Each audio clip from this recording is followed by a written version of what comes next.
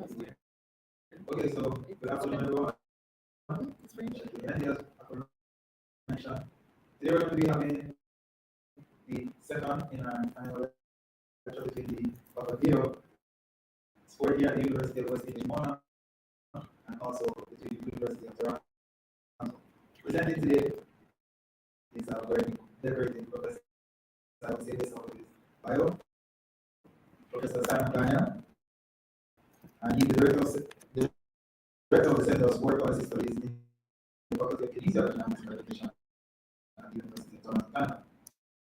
His research interests include the relationship between sport, international development, and peacebuilding, environmental sustainability, and in sport for development specifically, and the place for social activism in cultural sport. He has conducted research on sport for development in the Caribbean, Southern Africa, and also examined the role of global northern countries and the experiences of international volunteers in the sport for development sector. So please help me welcome talking on specifically youth leadership and employment with sports-based initiatives, Professor Simon Darnell.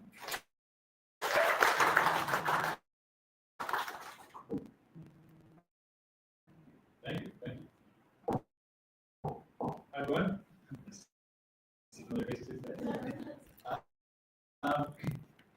So, I was asked today to speak specifically on the topic of youth leadership and employment through sport-based initiatives. It just so happens that I have been involved in a project on that topic.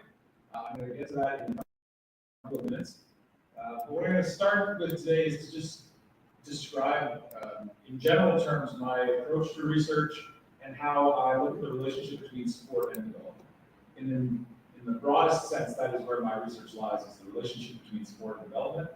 Then I'm going to try to get a little bit more narrow towards the actual topic of today's talk, which is sport and employment, and then leave you with a few things that I think we need to be thinking about as we move into the future. So let's talk about the relationship between sport and development. So I'm an academic. The first thing we have to do is clarify our terms. All right, so what is development? What does development mean? I think there are two main ways to think about development, two main definitions. Both of them are going to find their way to what I'm talking about today. The first one is the most broad way to think about development, which is the way in which a society changes and or stays the same over time. So in this respect, every society is developing all the time.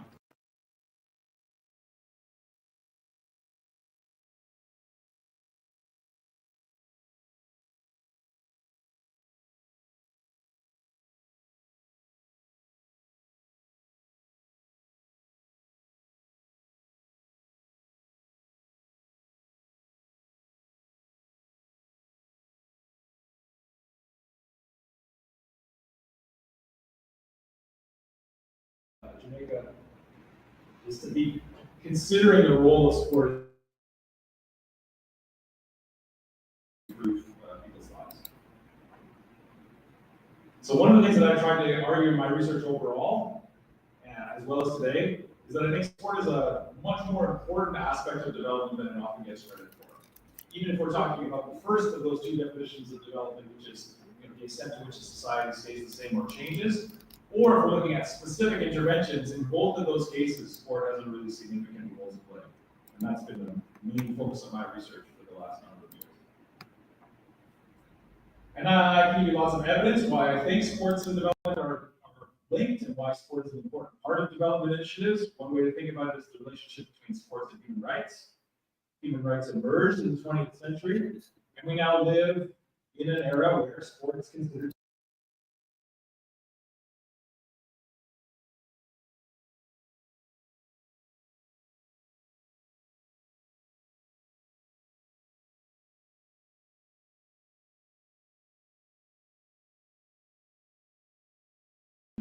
physical activity and sport without discrimination on the basis of ethnicity, gender, sexual orientation, language, religion, political or other opinion, national or social origin, property, or any other basis. That about covers it. And that's the way of us to think about the ways in which sport can make a positive contribution to development or be involved in. Another way to conceptualize this relationship, I would suggest to you, is to look at the role that athletes play in advancing development, particularly through forms of political activism. Most notably but one of the hallmarks of this was in 1968 at the Mexico City Olympics. John Carlos and Tommy Smith raised their gloved fists in defiance on atop a metal podium in what's sometimes referred to as a Black Power salute, but what they refer to as the Olympic Project for Human Rights. And then all the way through to what we see now when athletes participate in human rights, for example, with the relationship between the WNBA. There are also historical ways to connect sports and development. We could spend a whole lot of time on this. I'll move through this fairly briefly, but just to acknowledge this idea that sport has a positive contribution to make to society is actually a really old idea. It's one that's been with us at least for many decades. Examples include Tom Brown's School Days, a really popular novel in England in the 19th century, which started to talk about the importance of sports for the development of young men. Or you can look at the case of the modern Olympics. And when Pierre de Coubertin revived the Olympics in 1896, he did it very much with a social development mandate attached. It wasn't necessarily about medals for your country. It was about building better communities and building better. So this idea that sport has a contribution to make to development is one that we've had with us for a number of years. And all of this has led to what I refer to now, and others refer to as the global sport for development and peace sector. So this is the mobilization and organization of sport on an international scale in order to meet goals of international development and peace. It's a whole range of different stakeholders that are using sport to try to support development goals and try to build peaceful societies. And some of the students in the room will recognize this slide before, because I use this often, that the United Nations has encouraged us to think that programs tend to fall into three categories: social issues, health and education, and economic development. Put a pin in economic development because I'm going to come back to that. And then, of course, I think we should also add peace to this list as well. Peace deserves to be one of the categories in the SDP sector.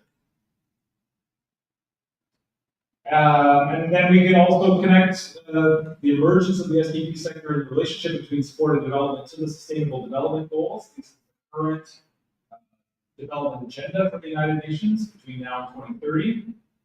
And one of the reasons that this is significant is that sport is named in the SDGs. So if you go look at Article 37 of the introduction to the SDGs, it makes a specific reference to sport. It says that sport has a role to play as an important enabler of sustainable development.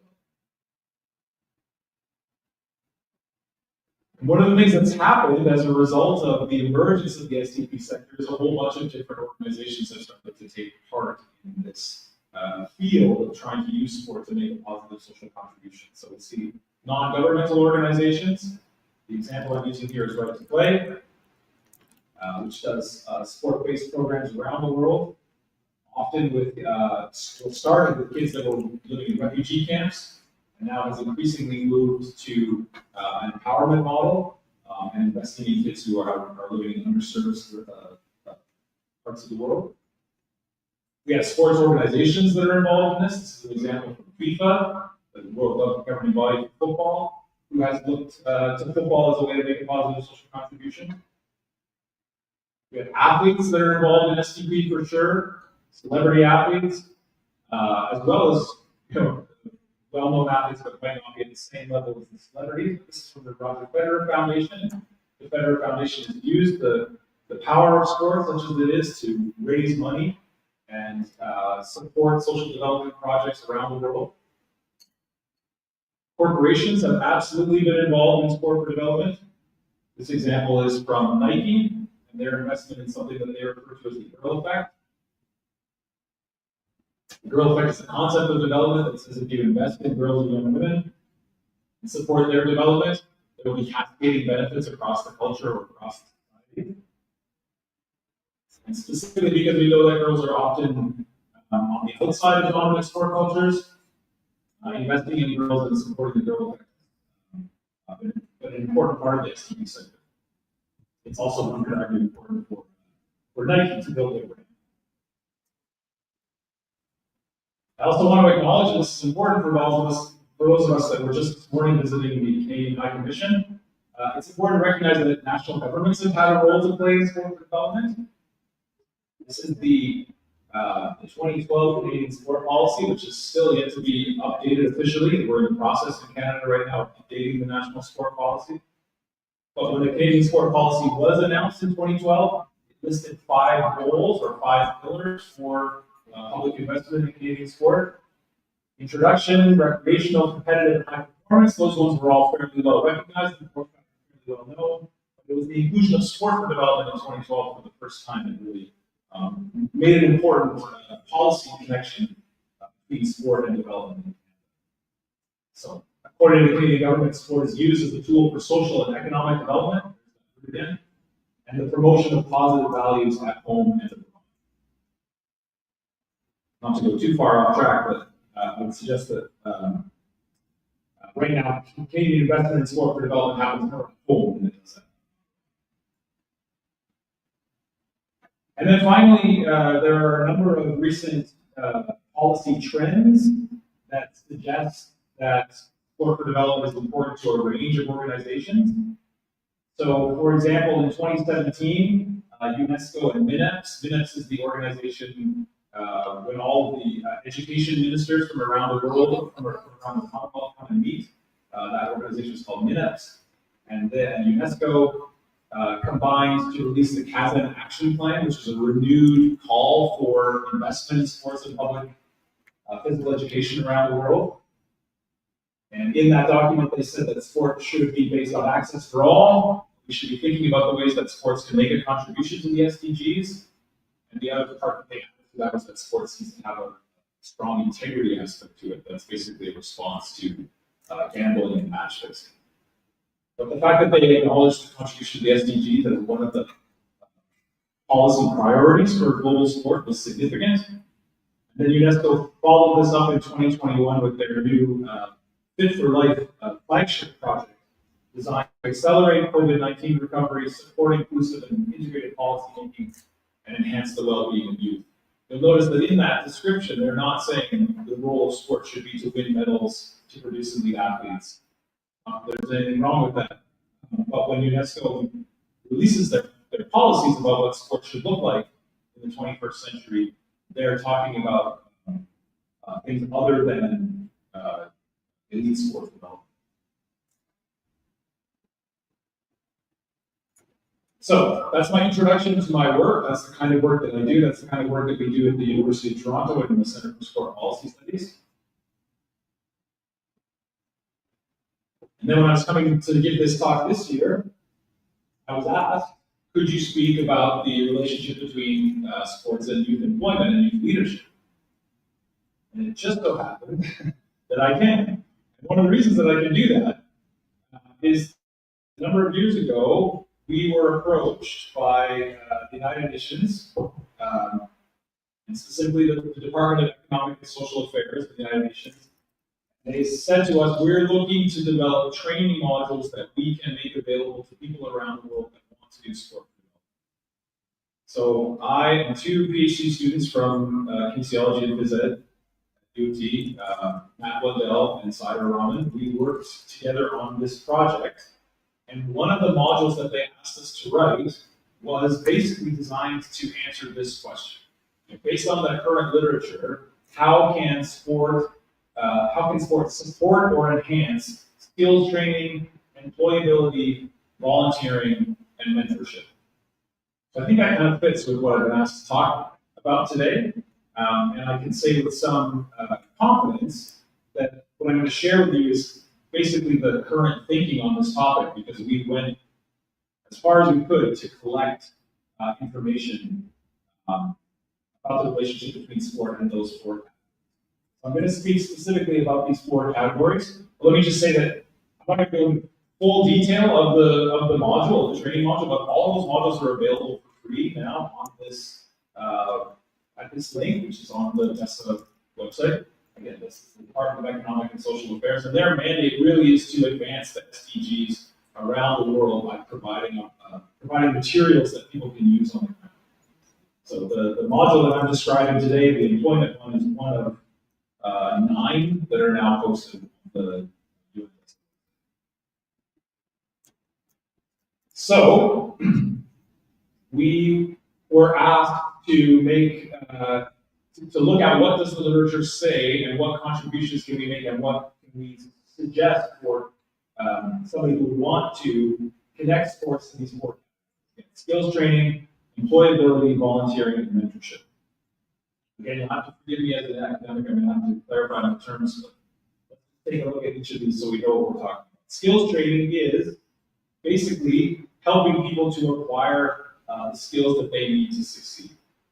And if you look at the sports literature, both the academic literature and also the policy literature, you'll come across a general sense that sports serves as a highly desirable backdrop for teaching life skills to young people because it is an activity in which skill development is the norm and because it is one that society values, and children and youth are motivated to engage in, and one that provides clear results for hard work.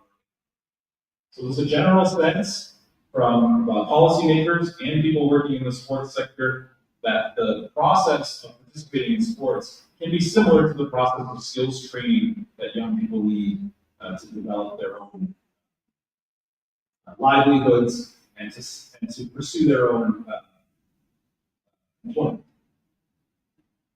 Which brings me to the second of our four categories, employability. Employability means having the skills and abilities that allow you to be employed. And again, there's a role for sports in this relationship between sports and employability.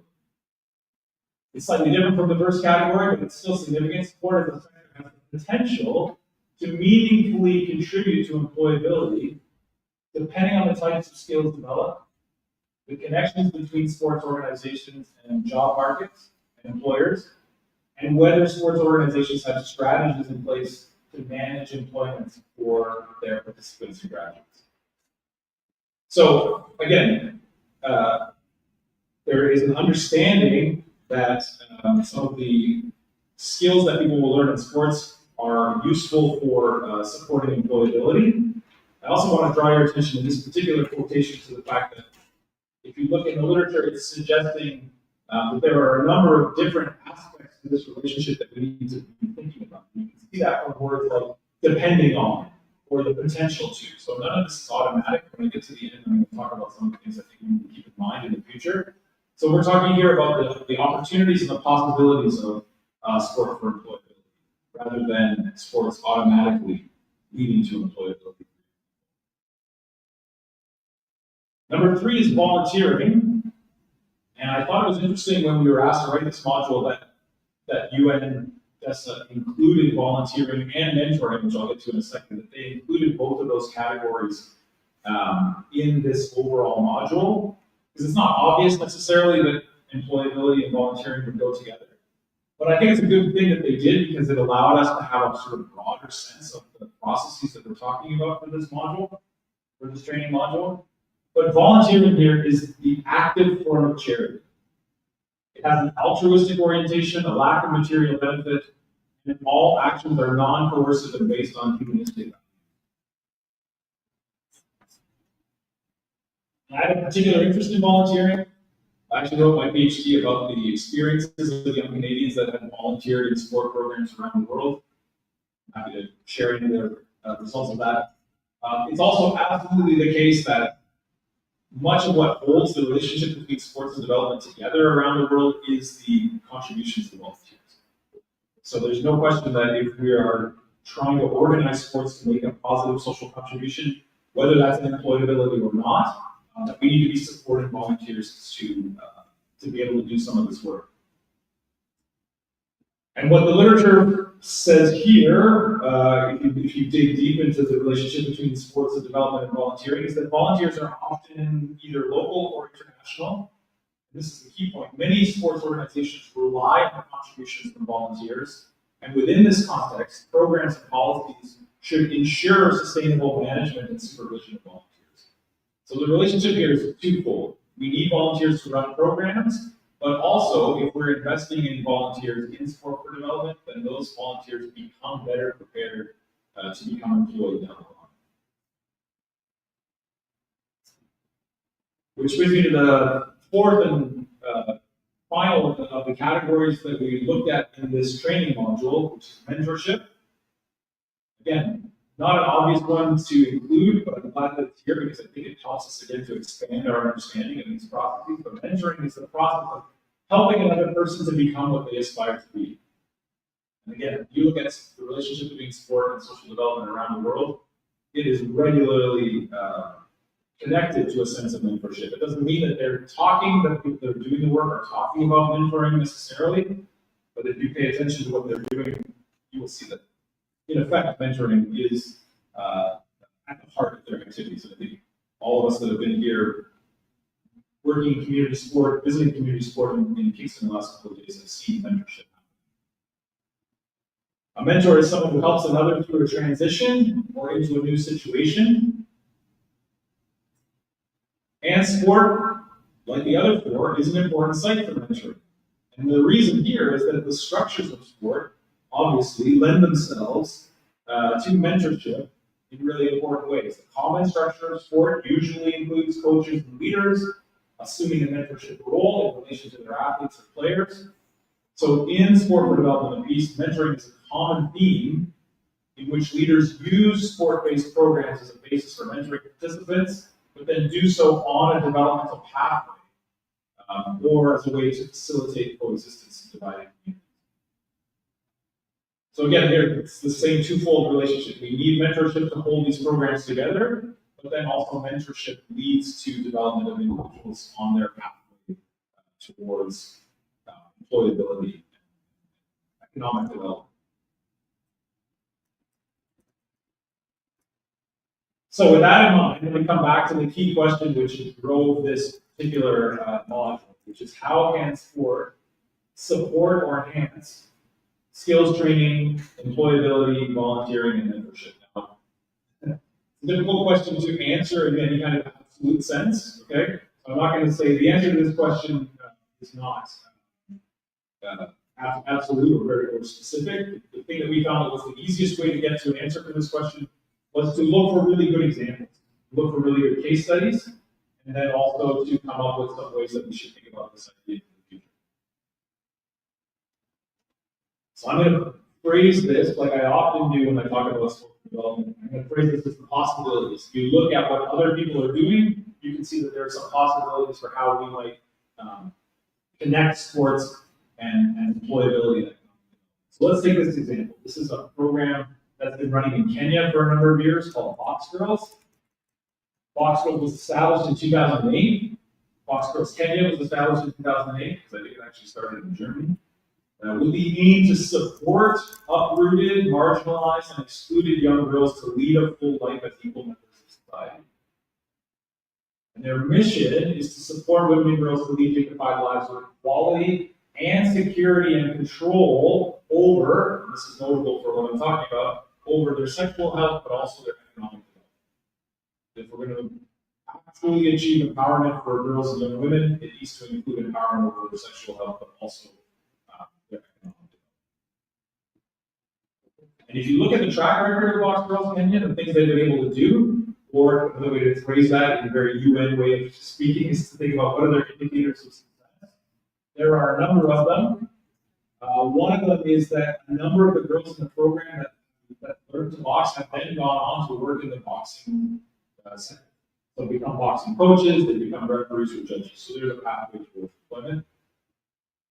The program also builds capacity so that leaders are able to obtain, improve, and retain the skills, and knowledge and tools to achieve their best opportunities in life.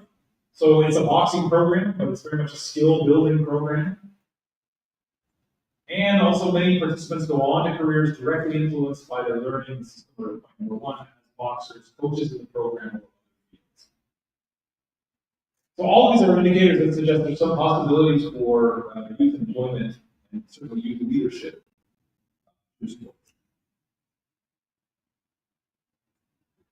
Another program that we can look at and draw some possibilities from is a program called the Goal Project. This is a program that has run in India for a number of years. The purpose, the goal of the Goal Project is to use netball for young women 13 to 19 residing in some of the poorest communities in New Delhi. The project aims to empower women to take control of their lives and to become community leaders. The program includes twice weekly netball sessions, which incorporate educational models at some sessions to provide a comprehensive approach to personal development. And they also, and I think this is notable, this is certainly one of the things that we noted in its inclusion in our training module, they discussed a range of issues including microfinance and computing to promote health and well-being, teamwork, and leadership. So we can start to see economic development, teamwork, and leadership coming together in a specific sports context and a specific sports project. The indicators of success for this program include the fact that participation in the program was associated with improved self-esteem, confidence, communication, cooperation. All of these ways in which leadership can be supported in an individual were found in this project. It also contributed more to a collective sense of empowerment of the participants by enabling them to share knowledge with their families and friends and replicate teamwork in other aspects of their lives. That's that cascading understanding of sport for development, that investment in the individual will cascade in other aspects of their social experience. And then in addition, participants can move from peer leaders to community sports coaches, which enables them to receive employment. So the program is teaching them employability. It's also providing it's providing opportunities for them to be employed. So in the full module that we wrote, which again is available, anybody who wants to read it, we have some more examples as well of programs and their indicators of success. But overall, I think you can start to see the relationship between sport and employability and development. So on that particular point, there's a couple of overall takeaway messages. One is that employability, skills training, and volunteering can all contribute to development by increasing economic opportunities, reducing grievances, this is building social cohesion, and increasing personal, professional, and social contacts. And it's not said there, but it should be. We're talking about employability, skills training, and volunteering, specifically within the sports sector, can all contribute to development in these particular ways. And sport is well positioned to support employability, skills training, volunteering, and mentorship, and therefore to contribute to development. And this is UNDESA's interest in this topic. Right? Their interest in this topic is that they want, obviously, economic development for individuals, but what they're looking for overall is that these opportunities would lead to broader development outcomes at a regional and national level, and also contribute to peace building at a broader level. Education and training and supportive actions in and through sport may therefore also meaningfully contribute to these broader values and broader goals, which hopefully should be driving our interventions in social development in the 21st century. They can meaningfully contribute to empowerment, to social inclusion, to community integration, to the generation of social capital, and to the provision, I think this is really important, to the provision of second chances for youth, using the acronym NEAT. I don't know if you've heard this acronym before, but this refers to young people who are not in employment, education, or training. And the development literature and the social science literature says that youth who are not in one of those three sectors are at risk of greater risk of crime, greater risk of ill health, greater risk of losing their overall stable place in the social context. So, sport, education, training can all contribute to these overall broad goals of development. So that's the second part of research. So my first part was that this is how I think about the relationship between sport and development. That's what we looked. The second part is what we looked at for the module that we were asked to write by UNDESA. What I'm going to do in the third and final part now is suggest to you some things that I think we need to consider as we move forward in this sector, or we move forward in this space. What do we need to think about? How should we be thinking about the relationship between sport and development and employability into the future? I'm going to leave you with what I think are three major issues. Okay? First of all, we need to think about policy guidelines. Doesn't sound very exciting. I'll try to make it a little bit more exciting than it sounds. We need to be considering and pursuing a program of change, and we need to be thinking about the values that are driving this work. So, because UNDESA asked us to write modules for people that are developing policies, we were very clear and specific about policy guidelines. So the successful development of policy, which connects sport and employment, it requires a whole bunch of things in order for those policies to come together. Policies don't emerge easily, and they don't emerge automatically. They emerge through the right mix of a whole number of different elements. So I think this is really important because it's not just the idea of sport and development that leads to good policy, it's actually bringing together a whole bunch of different elements to create the condition under which a policy can be made.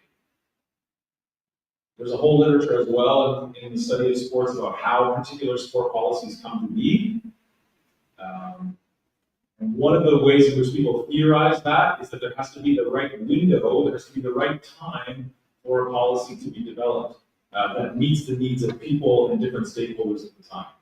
But what I want to suggest to you here is that all of these aspects that are listed here, 1 through 7, are all necessary for a policy to be developed that would integrate and prioritize the relationship between sports and employability.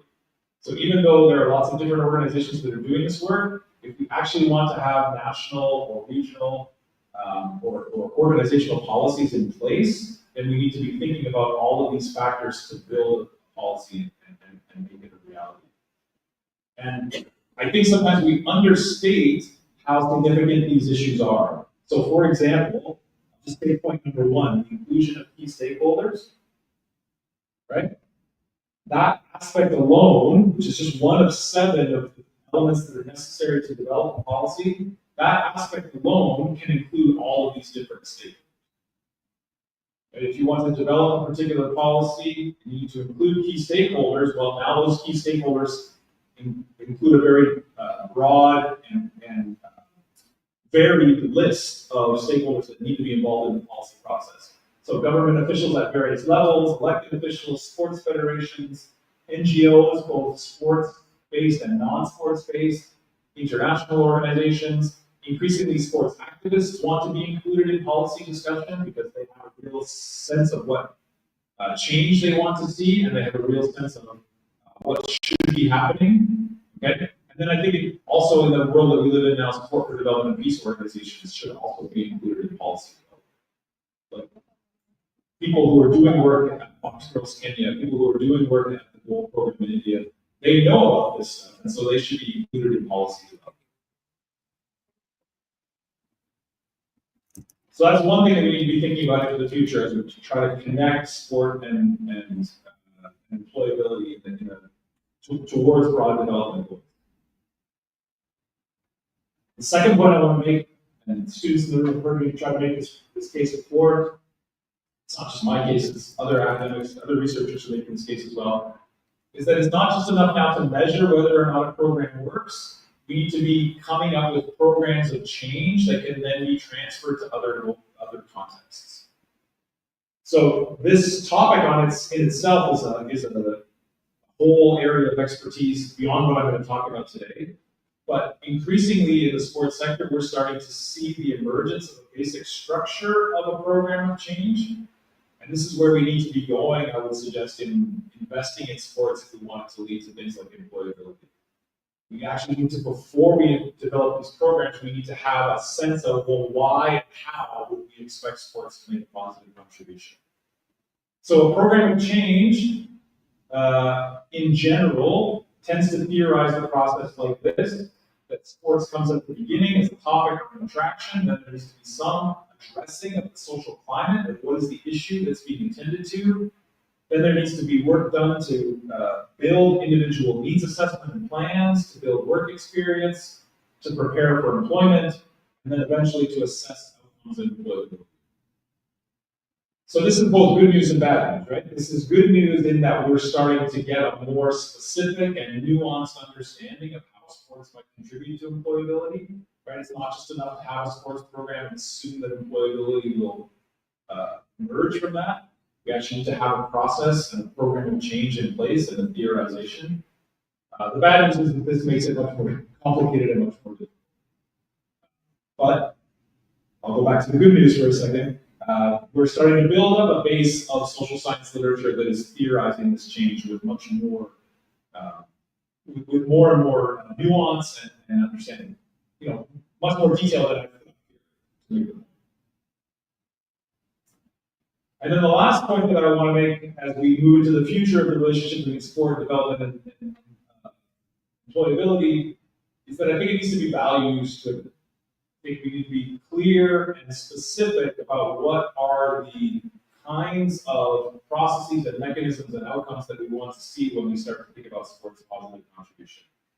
So one of the things that we concluded in the module that we wrote is that sport can contribute to development and peaceful coexistence by preparing people for jobs, by building skills, by offering mentoring and facilitating volunteering, okay? But that's kind of just the beginning of the story. The broader part is also really important, which is that skills training, volunteerism, mentoring, and employability, that they're all connected to broader thematic values that I think should be the ideas that are driving our work. Empowerment, social inclusion, community building, social capital. Employability is obviously important in and of itself, but I think it's really significant as a policy issue and really significant as an issue for sports researchers because it helps us move towards these broader values, these broader outcomes that we want to see of empowerment, social inclusion, community building, and social capital. So I'm leaving on that note because I want to encourage us to think specifically about the relationship between sports and employability, but not lose sight of the broader ideas of why we think and what we want to see from sports as we ask sports to make positive contributions to social development. I'm very happy to answer, take any questions. I will leave it there. Thank you very much.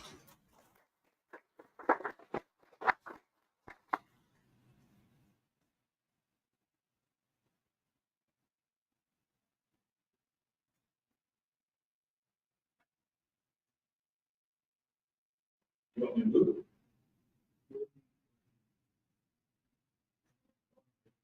Okay, all right.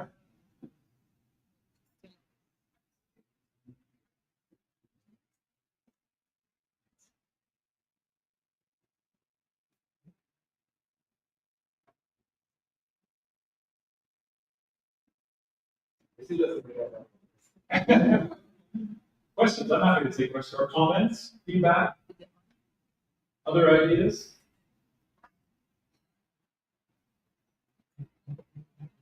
I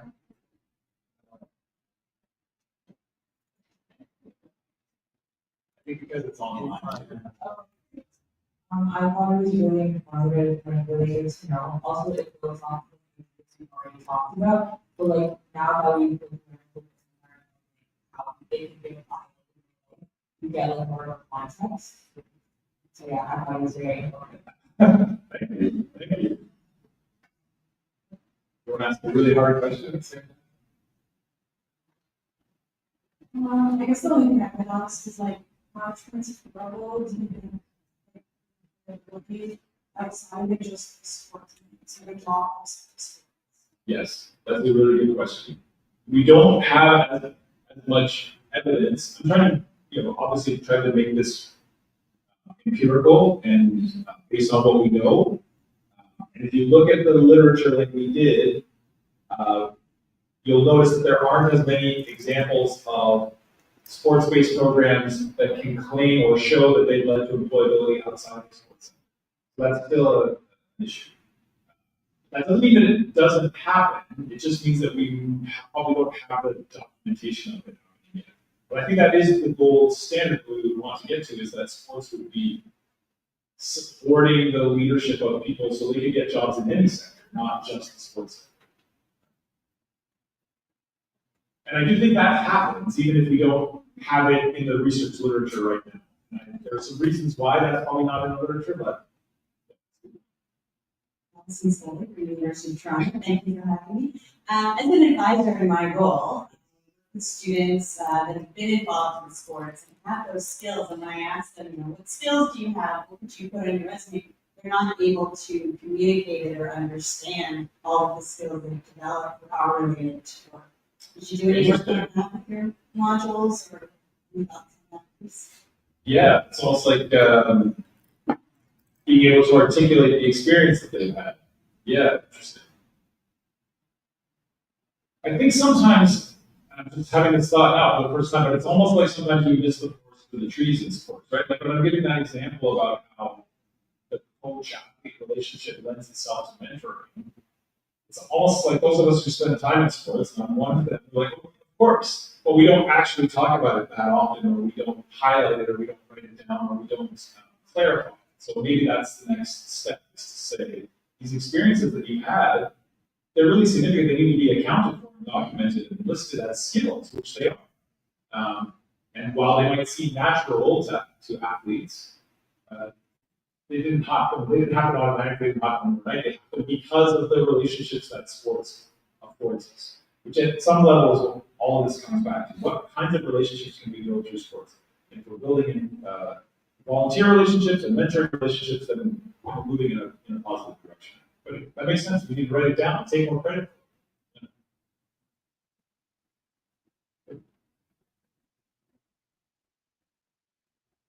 So just based off of that, I have a question based off of like those skills. Like, do you believe like through sports, like specific are like seeing through? Like, do you think those specific skills are credited less than like the skill that you would achieve with like typical job experiences, or do you think it's the same? I don't know if that makes sense. Well, I think so. Again, I don't think that many. I think the idea that sports participation is a pathway towards being ready to be employed, that's still a relatively underappreciated idea, both within sports and outside of sports. So I don't know. I mean, I've never worked in HR. I've never been trying to hire people, but I don't know if people who are hiring would look at a candidate's sports experience as much as they would their formal education or their work experience. But if we're doing this kind of work, and we're starting to position sports specifically as a way to support employability, then we could start to do it. We could say, we've been through a sport-based employability. We know good as a program of change. We can look at the data about your experience, both quantitative and qualitative in that project, and we would be able to say, you seem to be more employable as a result. That's still a relatively new idea, though. Right? We only wrote the modules 3 years ago. Okay, there's one coming from the chat. Okay. So the question is, I'm currently studying coaching with the idea of becoming a student coach for my high school sports department. Do you think through proper training and teaching of the techniques for specific sports will translate over to the student population and help show them other opportunities through sports that they can learn and pass on and also make a career? So this is moving from the sports specifically towards students? Yeah, specifically through students, the techniques that they learn through what he's trying to instill in his high school sports department. To possibly pass down and create opportunities through sport itself and also just through making a career. Yeah. I mean, I want that to be the case. I a vision of the world where everybody plays sports because it's so positive and so much fun. I know it's not the sports world that we have currently, but I would love the idea that sports for employability is not only for people that are completely dedicated to the sports sector, that everybody would be participating in sports and learning some of these skills of employability and leadership and training. In Canada, in Toronto, physical education is not delivered currently in an equitable way for everybody. And so some people get positive experiences from phys ed, and those become the people that stay in that sector and get the benefits of that. And the people that don't have that positive experience. So if what the question is could I, as somebody who's working in sports, try to spread these good impacts of sports to a broader population? And absolutely, that would be wonderful. I mean, the other part of this, though, that I didn't really talk about a whole lot today is that none of this necessarily means that there are more jobs waiting for people.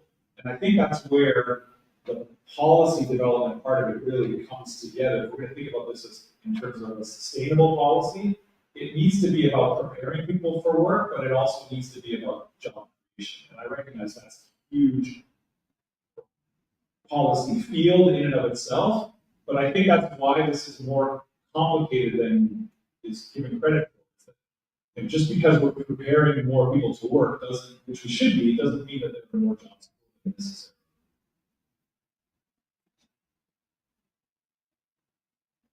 Hello, Hello. Dr. Ashley Lewis. I'm from Trinidad and Tobago, alumni of the medical faculty here, and also pursuing a master's in sports medicine. My question is two parts.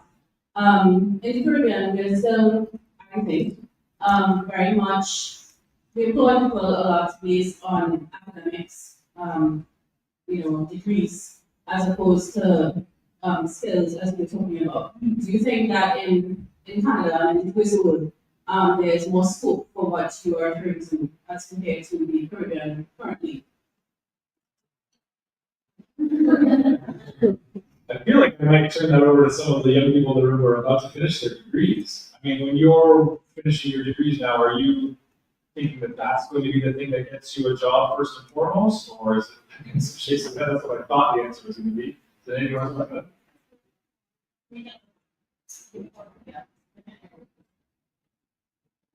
I feel like a lot of it is like connections. It has a lot to do with like who you know. So I feel like being involved in sport can give you those connections. And I guess since we're all students, all of us who work in sports. Yeah. So like you're doing sport and you get those connections. And you have school and we're not jobs. Please go. Maybe I can help that as well. I think that in Canada, when you graduate from university, most of the people who end up leaving just their undergraduate job have more technical undergraduates. Business, engineering, their chances of getting a job are much higher the more you're like us.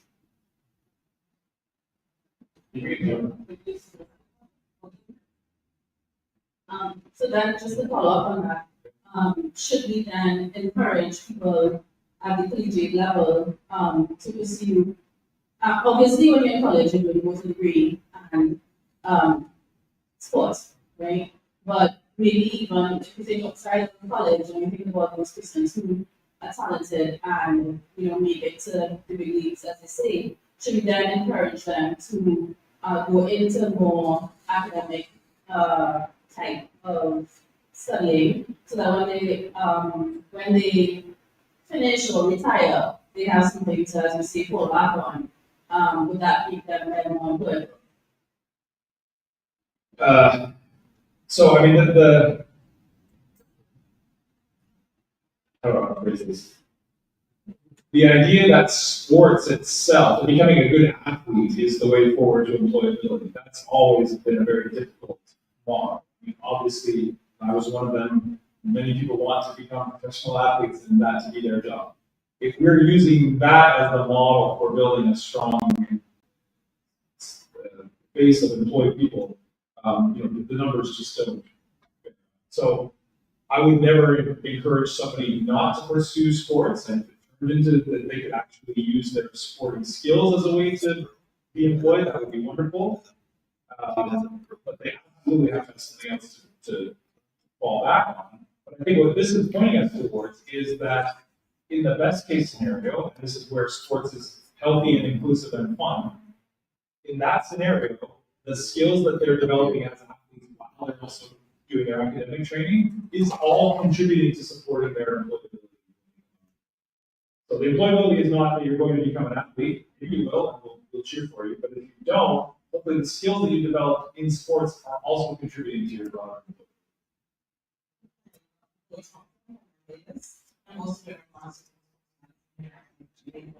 So actually, that's all my questions. What are your thoughts on the relationship between volunteerism and actually then getting a job? So within sports, there's a lot of volunteering. You always volunteer for the events and stuff, Right. and then you become qualified, and volunteers they can't pay for your bills to sustain your life. So then that interplay between graduating and being qualified professional, whether it's a physician, physio, massage therapist. What are your thoughts on that in terms of the connection between going from a volunteer to like being a qualified profession and actually then coming to charge people for your services and the skill set that we've been part of discussing over the years? It's a great question. It's a big topic. I mean, I think this is another time when I was kind of surprised that volunteerism was connected to employability in the same module, even though that's what they asked us to do. Because volunteering is not the same as being employed. So I think the positive here is that the sports sector can benefit from a strong base of volunteers, and the process of the experience of volunteering can build some of the skills that are helpful for employability.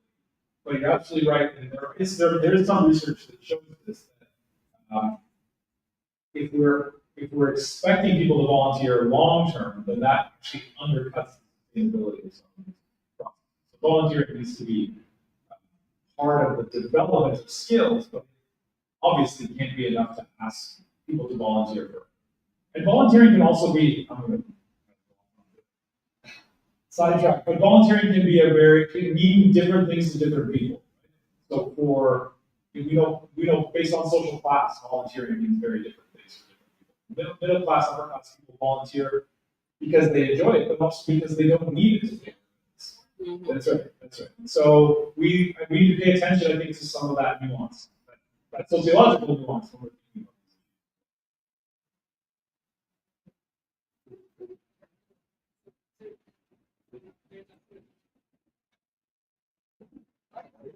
Okay, hi, good afternoon. I'm a master's student for development studies and I'm studying social policy. I have vested interest in sports for development after one thesis. I actually worked with at-risk youth in a couple of volatile communities in our sports for development program. And I mean, I understand, employability and volunteerism and mentorship, but I think that there's a not really disconnect, but there's a lack of literature and evidence and consideration for those who are at risk and those who drop out of school very early and those who don't actually have the literacy to actually understand certain things, especially when it comes to employability. So you see a lot of these youth actually having skills, becoming great athletes, but generally don't have the academic qualifications. It's very difficult for them. So I just want to know, within these modules that you've developed, are there any additional components that you think you can consider to include at-risk youth, especially in the volatile communities, that we are trying to develop these programs to specifically address crime and violence prevention, because that's why they are in these communities and that's what they are at risk of. Yeah.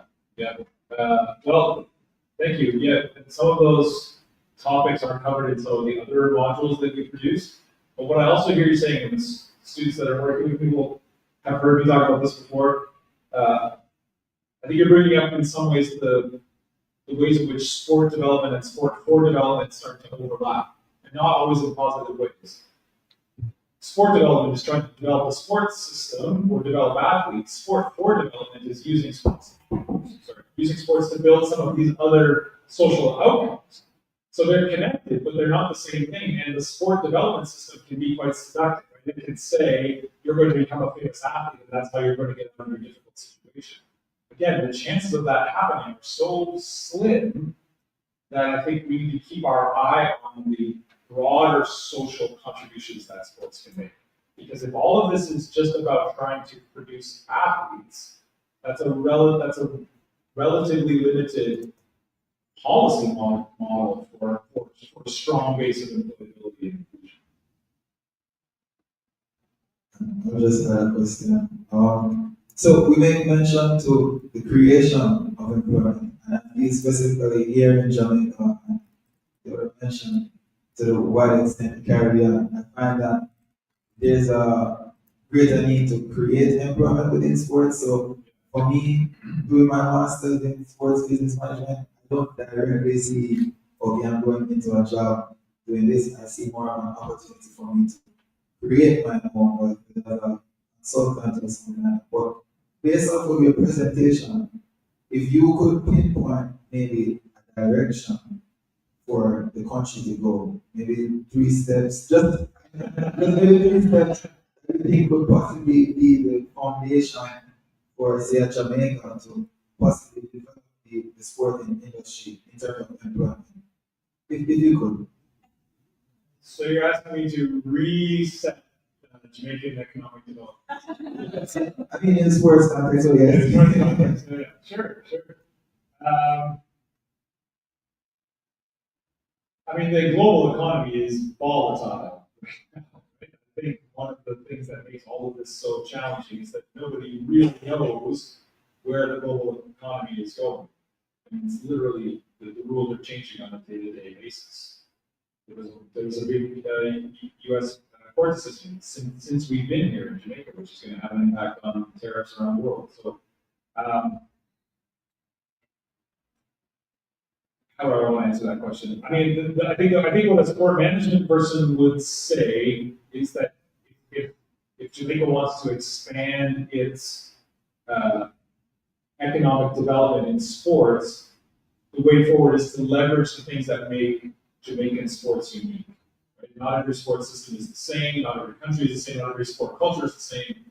So if you're building an economic model around that, it needs to account for what are the things that we do really well that not everybody else can do, and how to build that.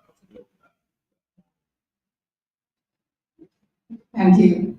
Shaquille has taken you very wide, but I'm gonna bring you back in into curriculum development, and this is fun. This is related to an observation that Alice made about students not being able to tell their stories based on their sport involvement. I know this from teaching young people, and my two sons in their resumes, you say, well, you did this and you volunteer.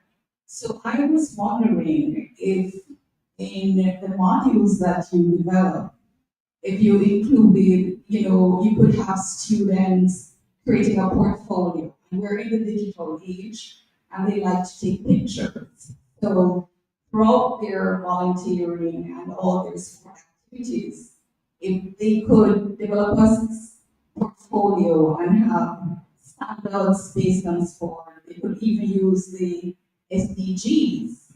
And so to demonstrate visually their strength, I play sports, I coordinate. So you're talking about teamwork, collaboration, management, ethics, being able to pivot. So that is a way to get young people to narrate and show prospective employers that through this rich involvement in sport, these are the competencies that I have, Yes. and this is what makes me stand out. I mean, I train teachers in part of my academic life, and teachers, in addition to being able to teach social studies, reading, math, or so on, if they were also able to coach, they would get jobs quicker than somebody else who could not provide that to a school. Yeah. So that's something to consider. But thank you for bringing that up, because it is a specific point, but it helps to illustrate what I think is part of the process that needs to be undergone. So what you're describing, I think, would probably fit in the program of change somewhere between points 3, 4, and 5, right? It's probably going to look a little bit different in every context. It's probably going to look a little bit different with every set of students. But building a CV, building a portfolio, being able to articulate your strengths and weaknesses, that probably fits in. And again, this is a relatively generic program, but somewhere in building your individual needs assessment, building your work experience, and preparing for employment. So this is where the social science literature is taking us. We need to have this process in mind so that process can then be modified in different locations to include the specific needs for the people in those. But also, to your point, it seems like that would be pretty important no matter where you are to be able to articulate your strengths and be able to position yourself in that way. I guess just one more point to that. So we didn't include those kinds of specifics in the module. We included a broader program of change that can then hopefully be adapted. Be adapted in different locations. because the modules are designed to be used by anybody in the world, which was one of the challenges. How do you broadly state these processes so they can be adapted to different locations?